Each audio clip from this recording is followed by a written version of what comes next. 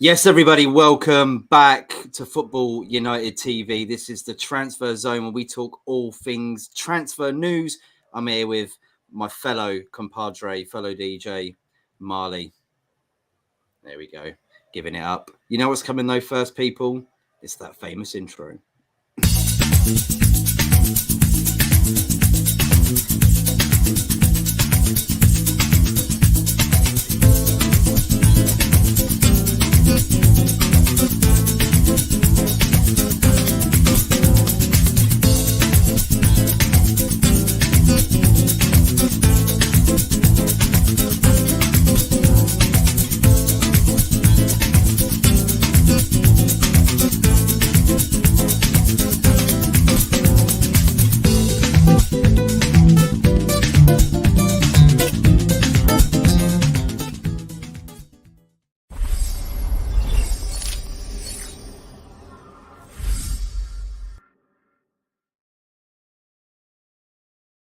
Everybody, welcome back to the Transfer Zone. Welcome back to Marley too. How are you doing there in Rio, mate? Doing well, man. It's cold in Rio, which is not something that suits us. When I say cold, I mean 20 degrees Celsius. It's not that bad, but like we're not built for that. Yeah, I apologize if I'm sounding ridiculous, but it's just the reality I was born in and raised at. So it's cold for me right now, but I'm good. I'm happy to be back once again with my bro. So yeah, I'm happy. He's happy. Well, look, I'm so sorry that it's 22 degrees Celsius out there for you, mate. Thank you. I appreciate the kind words. Apologies, but I'm staring at clouds, mate. It was really nice and hot today during work. The sun was out. I get out of work, the clouds come over. It's just my luck, mate, unfortunately. And it's going to be rubbish all weekend if you're in the UK as well. So we're used to it, Marley. We're used to it indeed. We are delving into 3 topics today that have been circulating in the media about transfers, potential transfers. And we are starting off with one that has been talked about a lot today and in the last week.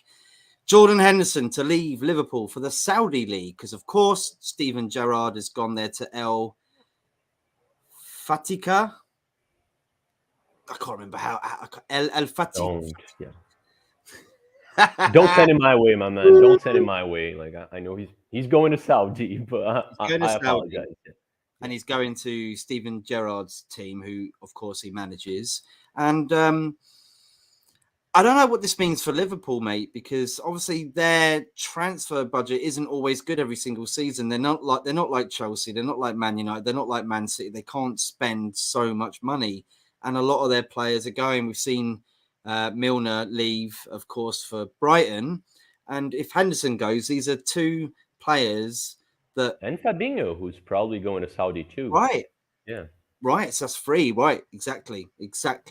So, mate, what does this mean for Liverpool, mate, to look at it on that side? Because everybody's talking about the Henderson thing and the LGBTQ situation, blah, blah, blah. But we won't delve into that. We want to look at this more in a footballing sense. Like, what does it mean for Liverpool?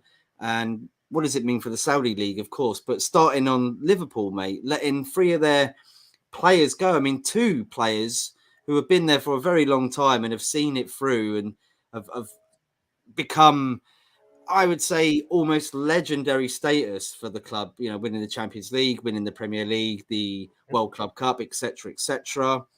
What do you think, mate?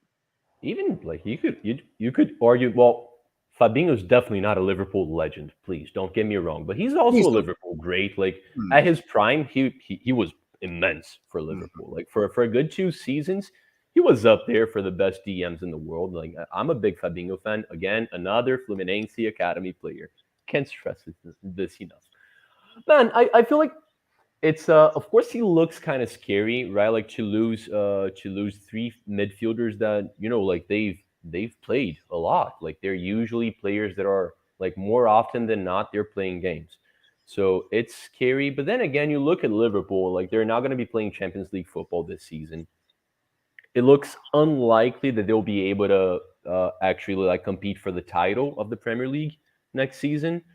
So I don't think it's unwise like what they're doing. I feel like they're taking advantage of this immense hype on, like, there's this boom, right? That started with Cristiano Ronaldo, but now like Saudi football's trying to grow. They're spending a lot of money. They're chasing a lot of players, and not even players that are like close to retirement, like Henderson or like Ronaldo. Fabinho's not that old. He's probably 30 years old. And they're chasing some like 23-year-olds as well. Ruben But Neves, 26. exactly, you see people in their prime going to Saudi because Mhm. it's also becoming like you see the likes of Ronaldo going there. You see teams chasing like multiple stars. It's becoming somewhere where you can make a lot more money than Europe. They're crazy about the way they pay, like they are. They spend a lot of money on wages, and it's looking like it could become competitive as well. So it's not like you're going to finish your career or anything. Like you could see it actually growing. So I think Liverpool's taking advantage of this situation to sort of renew their squad because they do have an aging squad. You look at Liverpool and most of the exciting players, they're like getting up there, right? Yeah. Like you do have some exciting talent. I know that Alexander Arnold, like there's a lot of discussion about like him becoming a midfielder because he's not good enough defensively as a right as a right back. But then again, he's young, he's exciting. You have Darwin Nunez, who I'm sure is going to still do better. Allison's not old for a goalkeeper, but most of the important players at Liverpool are getting up there. Thiago's not the same. Mo Salah is going to have to drop at some point. He hasn't quite yet, but he's going to have to drop at some point. You have Firmino leaving, so I think they're just taking advantage of all this money. They're getting offers that are probably higher than they would have been coming from Europe. So they're making the money. They've sold three midfielders. They've gotten two in already in Jabozlai and McAllister. They'll probably reinvest and get someone younger. They're also a team linked with Andres. So I think they're just trying to renew.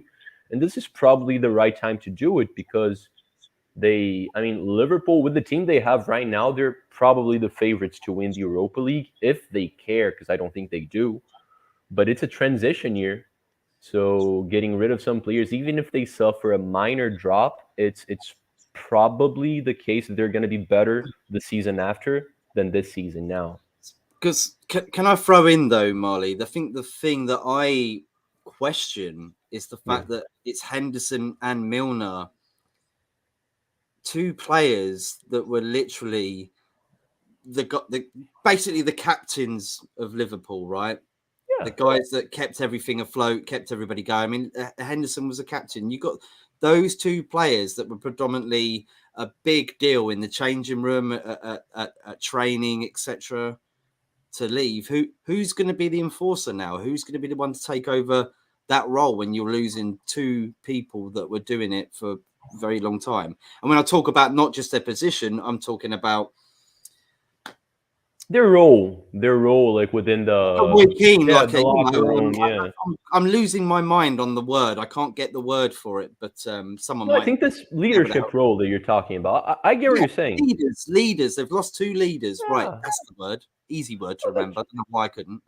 sure. But then again, mate, like I don't feel like Liverpool's a team that lacks leadership within the squad. I feel like Van Dijk is like close to that profile. I feel like you have some British talents that are probably also, like, you always see British players that having that tendency of being captains as well. So you have some up and coming players that could become captains in the future. I'm sure that Mohamed Salah is somewhat of a leader within the squad as well, just because of his technical ability.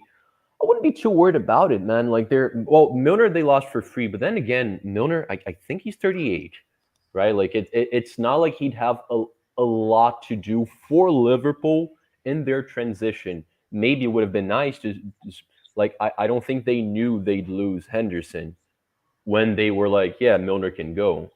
Sure, maybe Agreed. now they're like, yeah, maybe could have been nice to keep James Have for just one one more season. just there, just to help the Yeah, players that are new come in and let them know what the yeah, club's all about, because but them man, guys were Liverpool through and through, weren't they? yeah, And you've lost them to that. You've literally got to ask the players around, which I'm pretty sure players like Salah, like you said, Van Dijk, would step up to the plate. They know how special Liverpool is as a club. I hate saying this, but but yeah, I guess them two would be the two to stand up. But they also, I guess, need to bring players in that can be those sorts of players, right, in the dressing room and just around the scene, around the background anyway, because I think Man United have lacked that for a long time. I think it's very important to have at a football club. Arsenal have got it now. They've lacked that for a long time, and you seem to have that at Arsenal, don't you? You have players. I mean, we have that now, and you're saying that, but it's more Odegaard. Like 2 years ago, like would you think Martin Odegaard would have been like a suitable captain for Arsenal? Like most Did he sign for you 2 years ago? No, I think he signed over that, but I think he signed like 2.5, 3 seasons ago. But he became captain 2 years ago, and if I'm not mistaken, I could be wrong. I can always be wrong, but I think it was 2 years ago that he was given the armband. He was really young. He still is. I'm sure. Like you asked most English Arsenal fans back then, they wouldn't throw his name in the discussion for captain. I think the most popular name back there was Tierney. But like you renew when you find the new captains. I think Bruno Fernandes is probably going to be the captain now at United. Like it's not, which now like it doesn't seem like it makes a lot of sense, but Casemiro it could work out. But yeah. Casemiro does. Like he hasn't been there too long, but he does. Like he's probably the most natural captain at the Seleção as well. Not that, but just his passion at the club for the first season. I've never seen anything like that from a Man United player who probably deserves it. But we're moving on to Man United. I'm sorry about that. Which is probably why Martin Odegaard was given the captaincy, because he was very passionate when he played for us in a 6 months loan. So who would you pick if you were Liverpool manager then? Who would you, if you was the guy to make the captaincy and you were choosing it, what player would you pick? Honestly, man, I feel like I'm not educated enough to answer that, because I don't follow Liverpool. Of course you are. We know you are. I watch Liverpool games and I know the players that are good, but like I'd have an opinion on Arsenal because I watch the mofos training. I watch them, like taking pictures and doing quizzes together. Like I don't know the personalities I mean, off the bat, I feel like Van Dijk is one of the obvious names. Salah is another one. I'm not sure he's ever been captain. Let me throw this in here. You know how you don't know much about Harry Maguire, but you know he shouldn't be a captain, don't you? Different conversation. Different conversation. Yeah. You know what? If you're asking for a name, just with my Brazilian bias, and because I feel you're like the manager, Ollie, you're the manager, bro. You got the decision right now. Alisson's probably someone that's still going to be starting for Liverpool for the next 5 years or so. Alisson is, I know it sounds kind of crazy, but he's one of the best goalkeepers in Premier League history.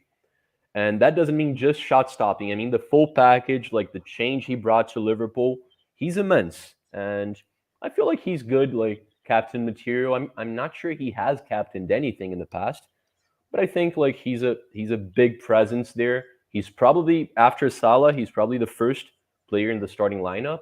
So I mean, he must be gutted about the Brazil national team, right? Like the fact that Ederson's there as well, and that's tough, isn't it? Two of the best players in the world at the same national team. I think Ederson's more gutted than him, because usually Alisson starts.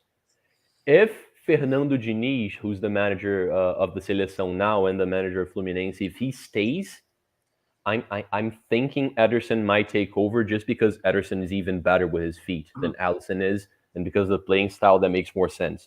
Ederson. So are you saying Alisson because maybe he's more of a commanding presence than Ederson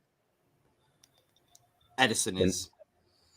Let's just put it in that perspective. Like, the reason why you're choosing Alisson to be the captain of Liverpool is because for a goalkeeper, he's got a very big presence. He shouts at players, blah, blah, blah. You don't quite see that with Ederson. I'm just putting that into perspective. Like, you pick the goalkeeper. So because you think he's got that presence as a player. I don't know why I'd be comparing these two when I'm talking just about Liverpool, but sure, yes, I feel like he's more of a leader, like more of a commander than Ederson is. I think so. It looks that way. It looks that way. Solo. We didn't say. I don't know whether we said. Did Marley say he's one of the best in the Premier League ever? Did you say that? I did. I mean, I'm not quantifying it, so I'm not saying he's like top 10, but he's a great goalkeeper. He's very like victorious, right? Like he's Definitely top won. 20, I'd say. I think top 20 And he definitely could make makes top sense. 10. He could make top Like 10. he was people forget that like when he and Van Dijk joined Liverpool, it was transformative, right? Like Liverpool went from like a team that wasn't really fighting for anything for one of the best teams in the world. Like for 5 seasons, Liverpool is one of the 5 best teams in the world. I feel like he's quite important, man. Maybe not top 10. The Premier League has had some amazing goalkeepers, but he's one of the best. You don't have to quantify that too much. All right, well, I'm going to put a poll out, actually. Everybody's tuning in. Smash a like, share, subscribe if you can. And I'm going to put a poll up if you think that Alisson is in the top 10 best keepers in the Premier League ever. I'm going to shout out some comments as well because we've got some new people coming in. Early Doors Football TV. How we doing, gents? First time on your channel. Thank you so much for tuning in, mate. Hello to the chat. We've also got Brush as well. Like, share, and sub. Big up to you, Brush. Thank you for coming in. Ozzy Malik. Big up to Ozzy, mate. I think we had you on once because you are a Liverpool fan, aren't you, Ozzy? Nice to see you again. Big decision to sell Fabinho and Henderson. FSG will need to sign adequate replacements as we're losing 2 experienced members of the squad. This is exactly what I was saying. And you feel like they can handle that. You feel like there is players there that will be able to carry on the torch. I feel like it would make sense that Liverpool's midfield's gonna look weaker next season than it did like the season that just finished. Just because it's you're probably talking about players that are not a guarantee. McAllister had one good year. Jabajlai has shown a lot of promise, but I don't think like from his time in Germany, you can't say like he's a guaranteed like world beater at Liverpool. I think he's going to do really well, and I'm a big fan of the player. Yeah, but he's not a guarantee. But then again, Fabinho wasn't either, right? Like Fabinho has had a major drop. Like he was poor this season compared to the old Fabinho. But yeah, you're probably talking about younger players. I don't think like I'm not saying they're good. I'm just saying what they're doing makes sense. They're renewing the squad. Liverpool's team is amazing, but it's an aging squad, and it's probably the right time to do it because it's unlikely they'll be in conversation for major silverware next season because they have to spend a lot of money, and Liverpool usually spend money when they make money, and that's where Saudi's coming. Like they're making money that they didn't think they could. That's why I think it was only about 8 or 10 million, I think, for Jordan Henderson, but it's better than what they probably would have got anyway from anywhere in the Premier League. Because he looked like a free agent. He looked like someone that was going to. They got something out of it when he probably could have gone on a free. Absolutely.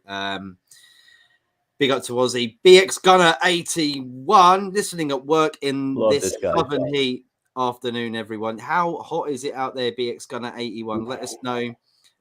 We got loads of people all over the world watching this channel, and I really do love connecting with you all. It's beautiful. I can be in my home and I connect to the world. I love it. I like Alisson. I do too, and I'm a Man United fan. That says a lot. Solo 7, the Man United Jenna. Good afternoon, gentlemen. Yes, fellow DJ. Hope you're doing well, Solo. I shall give you a call tomorrow. I do need to give you a call. We do need to chat, and we do need to get you on, mate, because we miss you. Ozzy says, I think captain should be an outfield player. VVD will be first choice. The other name I said, yeah. Makes sense. One of the best defenders in the world. Probably not the best season he's had. But I feel like people are underrating him a little bit too much this season. He's still an amazing center back that played in a team that didn't do too well one season. He's also someone that's always going to be a starter for at least like another 3 or 4 seasons. That makes sense. Perfect sense. Big up to Ozzy.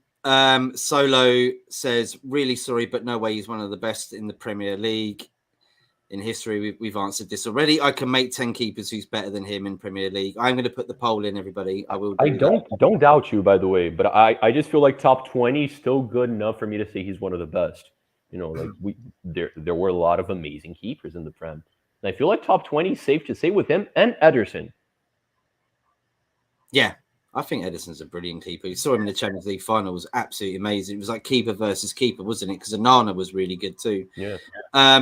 Good keeper, but not in my top 10. David Seaman. There you go. Well, you wouldn't disagree. I'm not going to say no to that. Yeah. That's why you said it so low. You knew you were like in comfortable in a comfortable way by saying that. BX going to rate one. Name 5 better than Alisson. Alisson is definitely in the top 10. I don't say definitely. He could be, but I don't say definitely. Plus, I don't think I'm old enough to like confirm anything, because a lot of the players that are going to be discussed came before me starting to watch the Premier League. So like I'm not going to be cocky about this conversation, but I feel like top 20 it's really safe to say. I really do.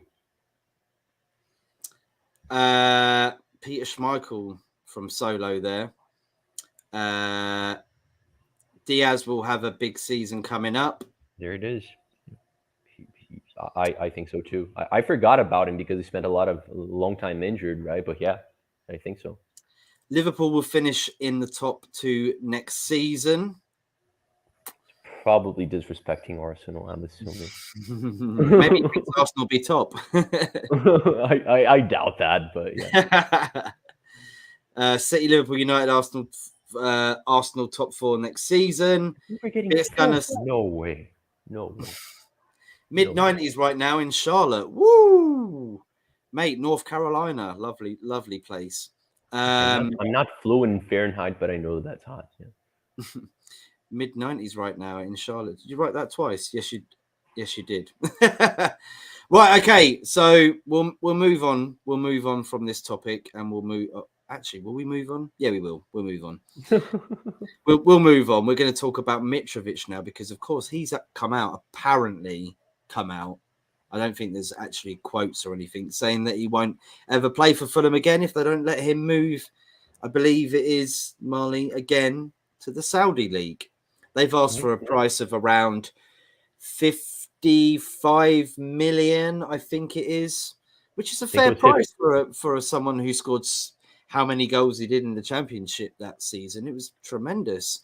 And he was injury prone a lot last season, but he started off very well. What do you make of the situation, mate? Saying he won't ever play for Fulham again? I mean, it's a bit harsh, isn't it? This is one of those really interesting ones. Like Mitrovic is there's no right answer there. Like I can't really point at someone. I can't blame Fulham for wanting. I think they might be asking for a bit too much. I'll get into that in a little bit. But you can't blame Fulham for wanting a price. Like he's contracted for another 3 years. He's their main guy. They want some money, and they can't just accept anything just because he's going to get richer. But then again, you can't blame Mitrovic. Mitrovic is someone like he knows that, like, I'm not saying his ceiling is Fulham, but it's close to Fulham. He's 28. Like, he's not someone that's going to be a major striker for a major top club. He's not. And he's like, now he's offered something that could like keep his family safe and rich for a long time. Like they're offering a lot more money. And I get him feeling like, like not the club owes him, but that like there should be a mutual respect where he's like, you can ask for money, but come on, don't price me out of a move because no one's going to pay 52 for Mitrovic. I disagree with you when you say it's a fair price. Like he scored a lot of goals in the Championship. He scores a lot of goals, but he's a Fulham player that never broke into any other like big clubs, and he's 28. He has some injury issues as well. But isn't that their only asset right now? They can't just let your player go to the Saudi League just because he's decided that he wants to get a load more money. If he's their asset and he's on a contract, like Daniel Levy, I kind of sometimes understand playing hardball because it'll be hard for Fulham to go and replace someone like Mitrovic in 5 weeks. If they want to stay up again in the Premier League another season, getting rid of Mitrovic would not be the best idea. Then maybe next season he can go. If they go down, then he can go, right, off you go.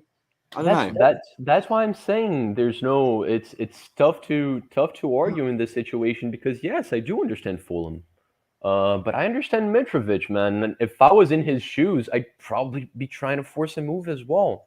Like I know, like I get the loyalty thing, and I'm usually a guy that like I don't get what Lukaku's doing to his career. I don't get what João Felix is doing. Like I feel like a lot of players are like sort of just they don't give a crap about loyalty or about the love that the fans have for him anymore, and that's sad. But when you're talking about this change in your life, it's easy for us to say, sure, like whoever plays at Fulham, reserve at Fulham, makes so much more money than all of us put together that it's tough for us to, like grasp the change in life. But we're talking about him becoming a king.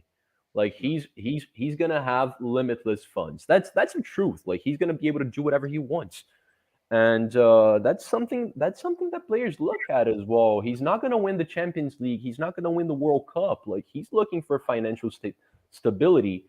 And Fulham don't just have him. I think they just rejected a 40 million offer for Palhinha. I think West Ham wanted him to replace what Rice. So it's not like he's the only asset. If they sell him for like 35-ish, it's going to be tough to replace him. But then again, because as it stands, what are they going to do? Like he said, he's not going to play for them anymore. Are they going to stick him in the reserves and not make any money out of it? Ruin his career, ruin what they have because they won't have a striker anyway. Or they can try to negotiate, but because apparently he wants to leave. So come, like meet them halfway, like try to structure a payment where you make like almost what you want, but in longer time span, or ask for little, but then again everything up front so you can reinvest in a younger, promising But striker.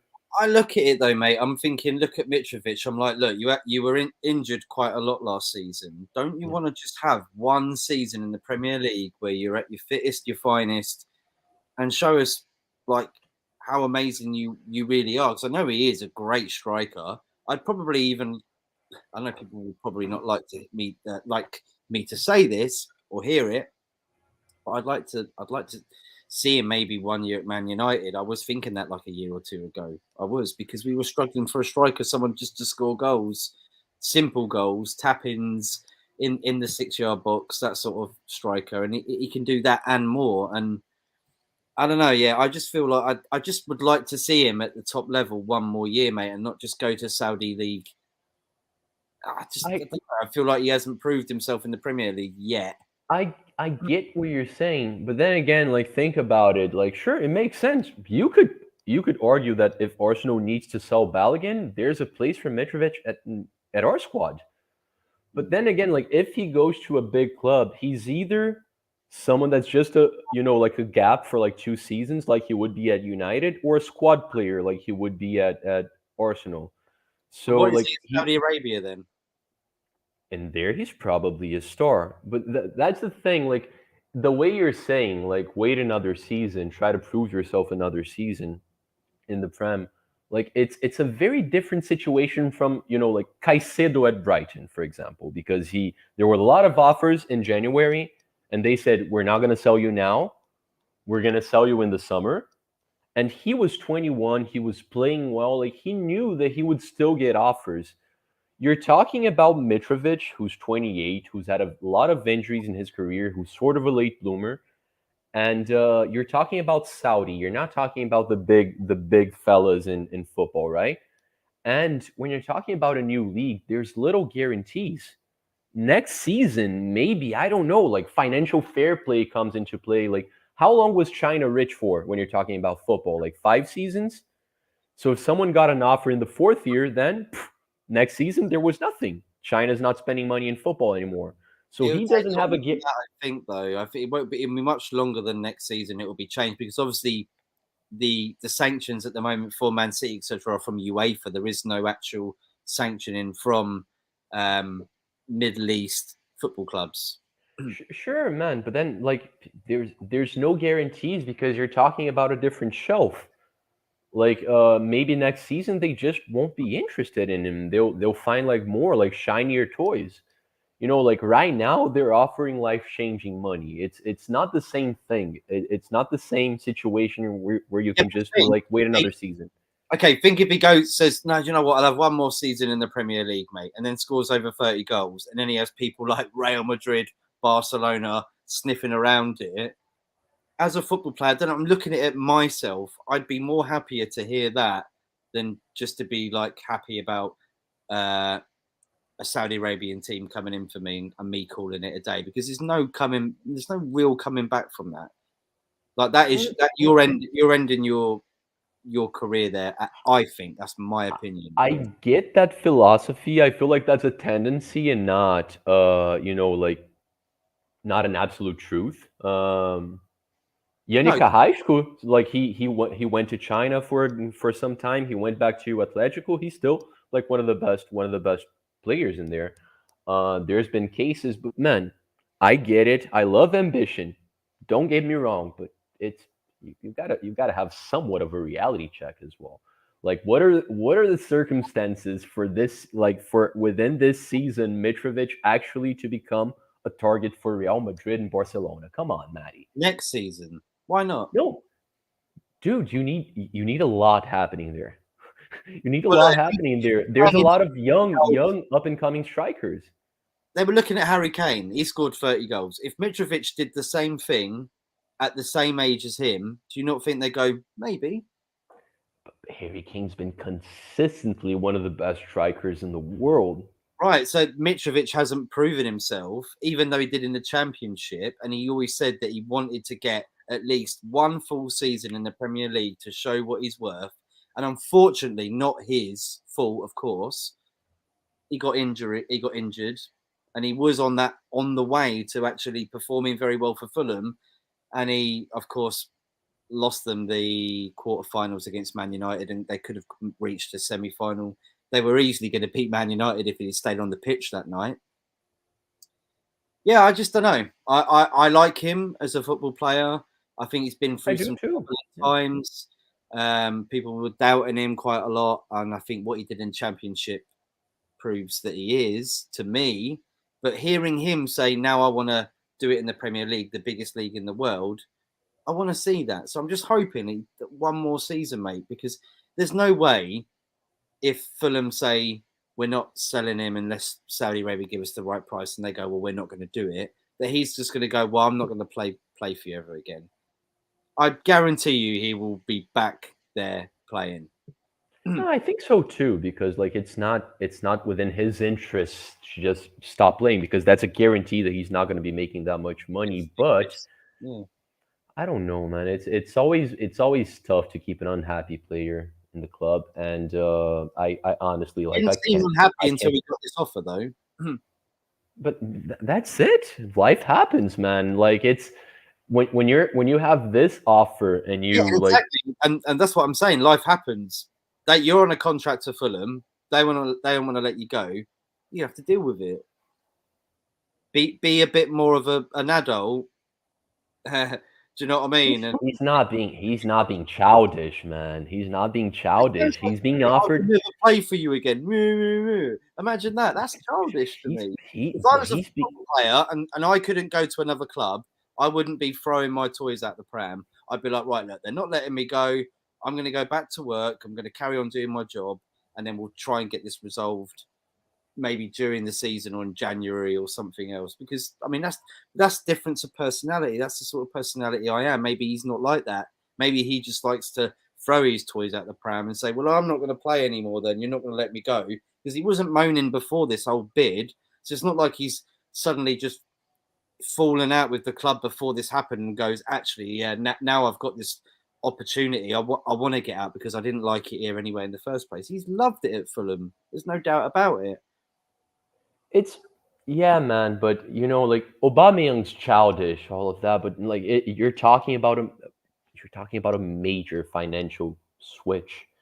Like you're talking about money that can guarantee, like he's under contract, Marley. Both your children and your grandchildren can be a bunch of dumb people, and your great grandkids can still go to the best schools in the world.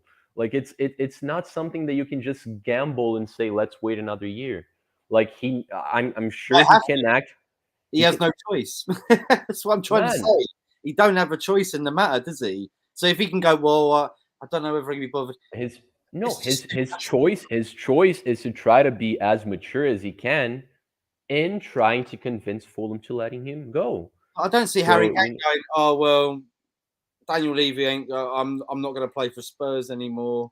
different situation, mate. Harry Kane He wants to is go. running.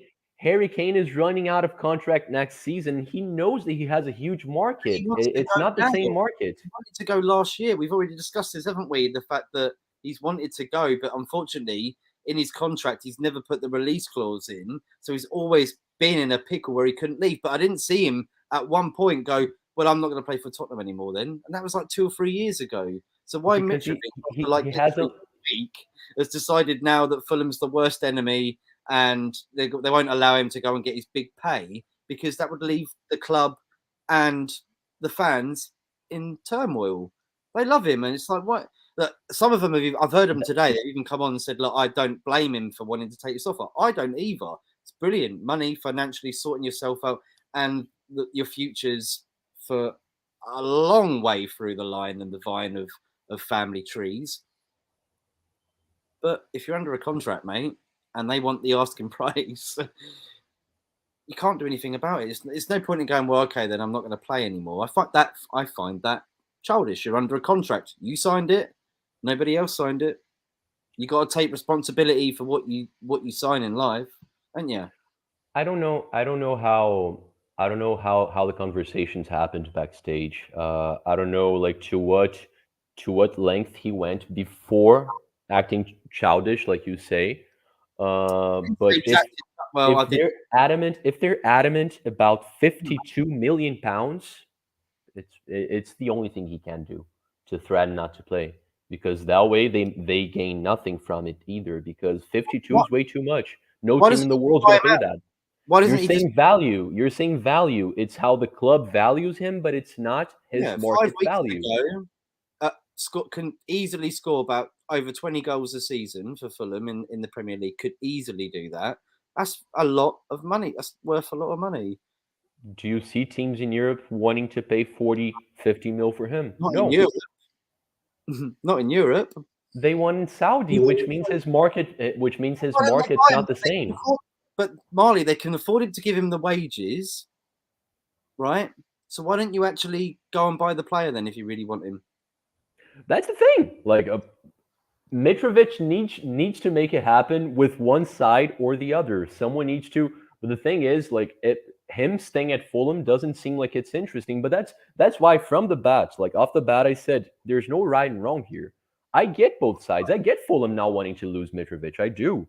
I just feel like if it's me in that exact situation, mate, like I'd be so scared of losing this opportunity.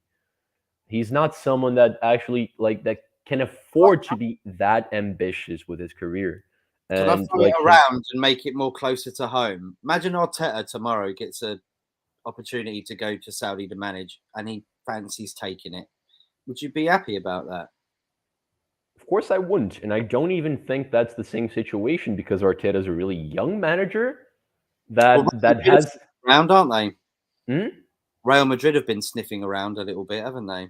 Real Madrid has sniffed around. PSG has sniffed around. He looks like the obvious successor for Pep at City if that happens one day. Barcelona, I'm sure, would want him if Xavi ever left. Like it's not the same thing. You're talking about a different. I mean, no disrespect. Mitrovic is great. Like people love talking up Vlahovic. Vlahovic benches for Mitrovic in the national team. Mitrovic is an amazing striker, but he's not just this same caliber of Harry Kane, of Mikel Arteta, of the prospect of Caicedo. It's a different conversation. He needs to understand his market, and I do feel like Fulham don't fully understand his market either, because he's someone that's a little too injury prone, and that like it just I don't know, man. You see like you don't see big clubs being linked with him. There's a reason for that. Like the scouting doesn't feel like he's quite there. Like he'd be a reserve or a squad player for most big clubs out there. So I feel like his price should probably be closer to 40. Then you can probably have a conversation with three grown up sides in Saudi, in Fulham, and in Mitrovic. I agree with that. And I think maybe Fulham are just trying to push it a little bit, see how much they can get out of such a club that has so much money and wealth, at the end of the day. So they're like, look, if you're going to do it and you're really serious about doing it, let's start here. But you might be right. They might meet in the middle. They might understand that Mitrovic is now saying that he won't play for Fulham ever again. So maybe it would just be best to sort of say sayonara and take it from there. We'll see what happens, Marley, though. We'll see what happens. It is an interesting I'm curious with this one, yeah. I am curious indeed. We've got some more comments. Smash the like, share, subscribe if you can. We've got one more player to talk about. And where do we start from here? Solo says, we need some more of that heat in this country because BX Gunner is mid-90s right now in Charlotte. The one. Early Doors Football TV says, apparently Mitrovic went out with the Fulham team, but by all accounts, reluctantly. Takes a big bodyguard to carry him. He's a scary dude.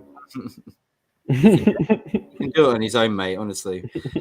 Plus, Fulham's manager Silva is also stalling on a new contract at Fulham. Interesting times to be a Fulham fan. Yeah, agreed. He's done a really good job, actually, Silva, last season. Honestly, I didn't expect it. Who's getting Paulinho in January? It's looking that way, man. It's looking that way. Fulham want around 80/90 million for Paulinho. Waiting to see if West Ham go in with another bid. Marley's not too keen on that idea. It's not about keenness, man. Like I mean, no disrespect. I just feel like Fulham needs a slight reality check. I feel like because Declan Rice cost 105, and Declan Rice is like a 70 mil player, which is not something embarrassing. Like he's a great player, but 105 was overpaying. We just had to do it. Now people think they can get this. Like Fulham's not going to make a sale for this amount of money unless Messi comes off their academy. It's just like, come on.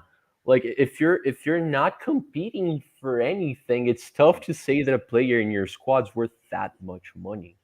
That's just my 2 cents in the conversation. Early Doors also says, I get that players only have a short spell as a player, but do you believe Ruben Neves saying that he moved to the Saudi League because it was good for his family, or was he just looking at big money? I think that's what he means by it's good for his family. Yeah. Dude.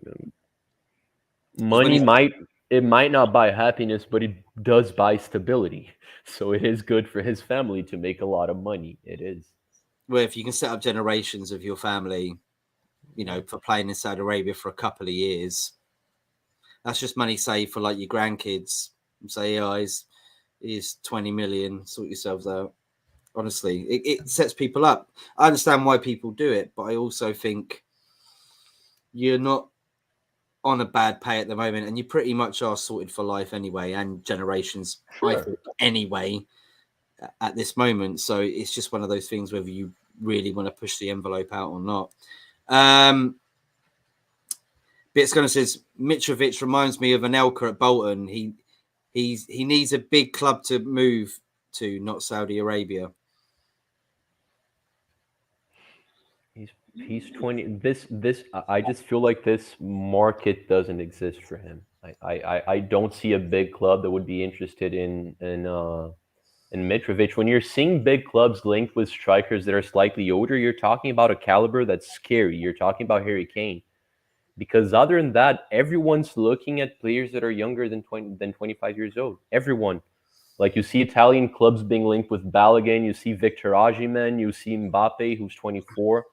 You see young strikers coming from Brazil. Like people are not attracted to players that are good. They're 30. Like you need to be world class, which Mitrovic is simply not. He's top class, not world class. It's a difference. Yeah. BX Gunner 81. So true. He won't make an impact in that league. Mitrovic lets himself down with his temperament. He should be scoring more goals. Sure. Levy kept Kane by offering him more wages when City were interested, knowing Levy would offer him stupid money, 400k a week, to keep him. If the stats then shows no ambition from Kane. Big up, Miss Melina. Yes. How you doing, Miss Mel? And Early Doors says hi, Miss Mel too. Okay, so we're moving on to the last topic because we have only got about 10 minutes left. Marley, we've done quite well today. I didn't actually expect we'd be going on for this long, but it's been Me a neither. very Yeah. good discussion so far. Smash the like, share, subscribe if you can. And thank you for tuning in today as well. It means so much to get so many wonderful comments from you all. Gvardiol to Manchester City from RB Leipzig, apparently smashing the transfer record for a defender. No? Right? I think so. I think Possibly? so. Maybe? Yeah. Because we don't quite know yet. It's still speculation. But actually, what I will do, Marley, to help us out a little bit, because we are obviously going to be saying where the source is from, and we all know where the source is from, mate. It's hot sauce. And it's from Fabrizio Romano, who, by the way, has been on the channel. I've had him on the channel. I've had him here. We didn't talk about transfers, though. We talked about Watford and Italian clubs and just talked about his career, etc. Do check it out below, somewhere down there below. Didn't get that many views, like 500 or so, but I really enjoyed it. It was nice to have someone that I've kind of looked up to for quite some time when it comes to transfer news, and I finally got him on. It was honestly, it was amazing. But Gvardiol to Manchester City, and Fabrizio Romano says, "Here we go." And this was like 24 hours ago. Josko Gvardiol to Man City. Here we go. Agreement reached on the fee between City and Leipzig. Understand Gvardiol has completed the first part of his medical test today. Deal on the verge of being signed. Gvardiol agreed personal terms 1 month ago with Man City. So, Marley, push us through this, mate. Coming from RB Leipzig, Croatian international, great defender. I think, did he play? Yes, he played in the final of the UEFA Nations League recently, and he was very good in that too against Spain. What do you make of this move, mate? We did say Man City haven't done a lot of movement in the transfer window. Obviously, getting Kovacic from Chelsea, that's one in, and here's another. Two Croatian players. Yeah, two. Yeah, yeah. Who both did amazing at the World Cup, by the way. Like that should be pointed. I hate this one. I hate this transfer because it's. I mean, he's a young player coming from our RB Leipzig, so there's always risk. But he looks to be someone that could upgrade City's defense, and that's ridiculous, right? Like because Man City already has such an amazing defensive like lineup, squad depth, and all of that, and looks a little weird because it seems that they've lost like important players, like more of attacking players, right? Like they replaced Gundogan with Kovacic, which makes perfect sense. But they've lost Mahrez. I'm sure they're going to replace him. They I haven't think lost he's anyone going. on. Yeah, they're looking like they're going to lose Mahrez, I should say. But And I'm that's sure on they're going to. a dispute, isn't it, as well? Obviously, because Hmm? apparently, because he didn't get picked for, maybe it might have been the FA Cup final and the Champions League final, he wasn't very happy. So there's not just the fact that players just wanted to move on, and some players at Man City obviously were not too happy about being picked, and that's, I think, the worry, isn't it, with sometimes with managers, Marley, is the fact that it's hard to keep everybody happy, right? Yeah, I don't get players wanting to play for Man City anyway. I feel like it's just come on, like yeah, you're making a lot of money, you're playing for an amazing manager, but you're accomplishing very little. Like you have like I'm sorry, like you're like Champions League like tweet from Man City gets like the same amount of likes as I don't know, like Kai Havertz joining at Arsenal. Like it's just a small community. And I don't get it. It's like they're trying to become a big club. They're very successful. They beat everyone, best team in the world by far. But I just think it's boring. But Nate, Gvardiol, like I feel like the consensus. By the way, if little Charlie watches this any day, I still love him. Just the club, yeah. Big up. But man, like Gvardiol, I feel like he's probably widely regarded as the best young center back in the world. Of course, there's people gonna defend. Like I'll be defending Saliba. I'm an Arsenal fan. There's a lot of like Chelsea fans will say Kobo. Like there's a couple of players out there, some exciting Martinez. young. I feel like Martinez is a little older to be in that conversation for best young defenders. He's like 24. Oh, still not in his prime. Like No, like Olympic age, like under 23s. You know, like I'm oh talking right, under now, yeah, 23s. you're putting the brackets in. That's fine. That's fine. Okay. Yeah, yeah, younger than Martinez. Dude, Of course Martinez is you'll not as say good that. as G-Mag. I knew you. G-Mag's the same age as Martinez, Yeah. but he's definitely like top five, and he's going to already like very established defensive setup. He's amazing with the ball in his feet, which is something that Guardiola is always gonna love. And yeah, man, it's scary. It sucks. I didn't think Man City was actually gonna pull off improving the squad. I'm still hoping they don't, because they could still lose Mahrez and maybe even Bernardo Silva. But yeah, man, it's scary. They have the best midfielder in the world. They have the most scary striker in the world, best manager. They're probably the best defense. It sucks. It sucks. I don't know what to say. It doesn't for That Gvardiol though. I guess being at RB Leipzig and the fact that they don't really win much in the Bundesliga, we pretty much know that. Marley, we talked about it the other day. 99.9% most likely Bayern Munich win most things.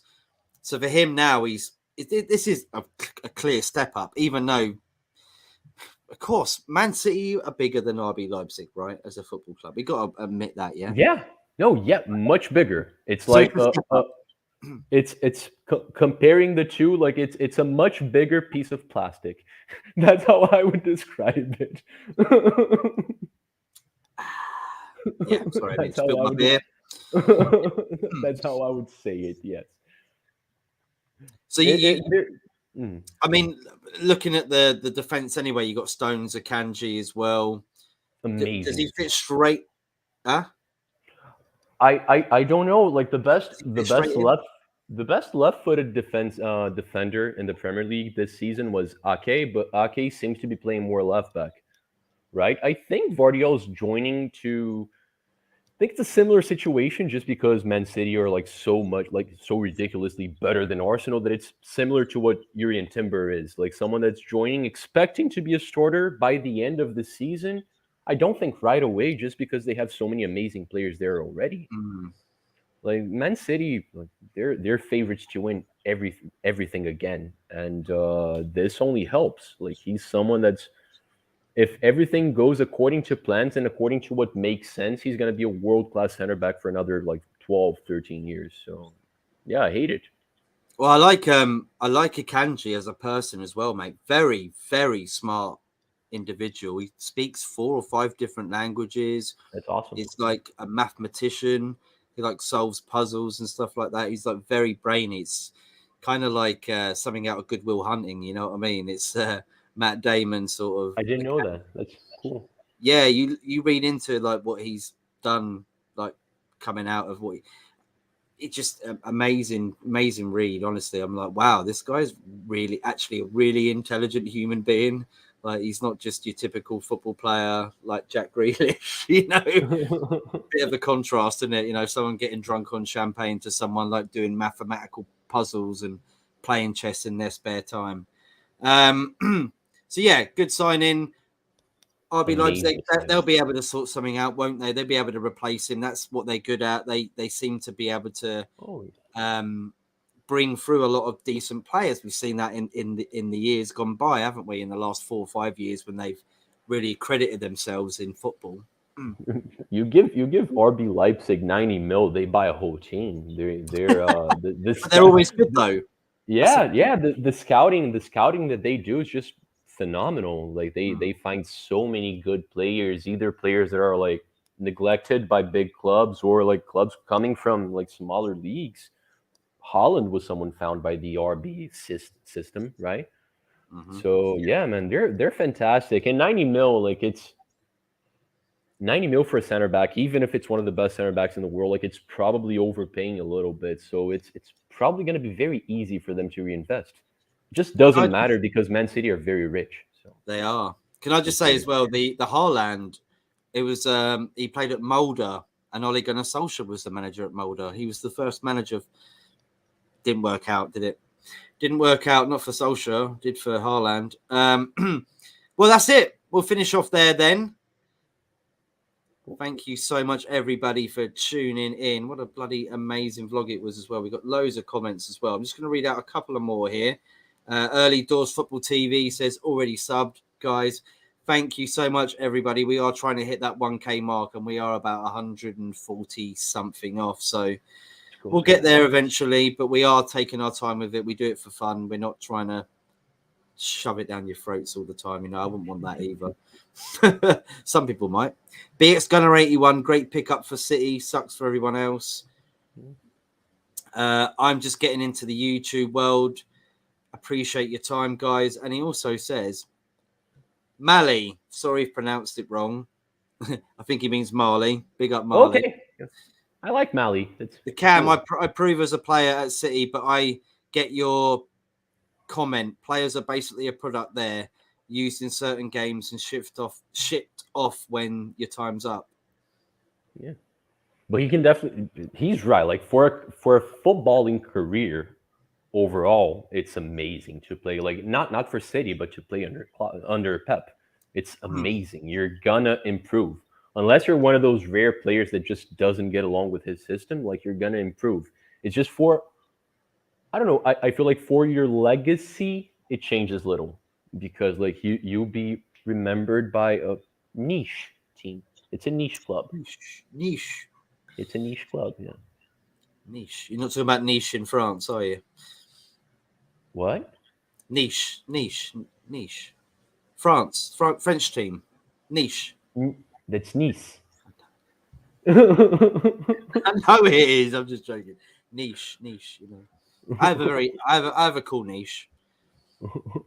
We're finishing off now, everybody. Thank you so much for tuning in. Smash the like, share, subscribe if you can, and if you know anybody that would like to come on, just get in touch with us. I'm actually going to do a football politics show every week in the next couple of weeks, and I'm going to put in the comments so you can actually come on and have your say as well. So it'll be like a sort of phone in, but you have to show your face. I'm not going to be allowing you on if you ain't showing your face because I don't know who you are. If you're showing your face, then it's good. Conversations all the way. Early Doors Football TV, crying. And with that comment, the stream ends. Has to, mate. Yeah, it has to. Thank you, everybody, like I said, for tuning in. Smash a like, share, subscribe if you can. And Marley, please let everybody know where they can find you. Thank you once again for joining us for this Transfer Zone show. It means a lot. Thank you for the invite. I feel at home in here always. It is my home. So find me here. This is the main place. Do follow me on Instagram if you want at CharlieMiller93. Pretty much like at Marley Chillin for Twitter. If you want to follow me there, you don't have a lot of reasons to do that though. Do support this channel, please. Show love to Maddie. That's it. Thank you, Marley. Take me out. Take him out. He's off. There you go.